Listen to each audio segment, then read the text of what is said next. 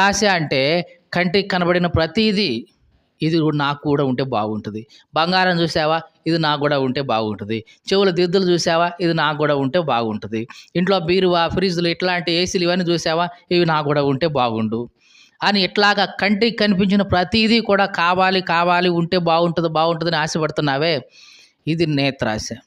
ఇట్లాంటి నేత్రాశ నిన్ను నడిపించినా సరే జాగ్రత్త, ప్రమాదకరమే. తర్వాత జీవపు డంబం. నా గురించి 10 మంది గొప్పగా చెప్పుకోవాలి.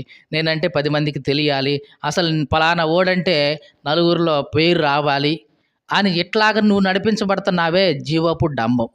ఈ లోకంలో ఉన్న ప్రతి మనిషి ఈ మూడిట్లో ఏదో ఒక దాని చేత నడిపించబడుతూనే ఉంటాడు. అలా నడిపించబడి, నడిపించబడి, నడిపించబడి చివరికి చనిపోయిన తర్వాత ఇదంతా గూడా వృధానే గదా! అని అప్పుడు అర్థమవుద్ది. కానీ దేవుడు అంటున్నాడు మోసపోవద్దు వీటిని చూసి.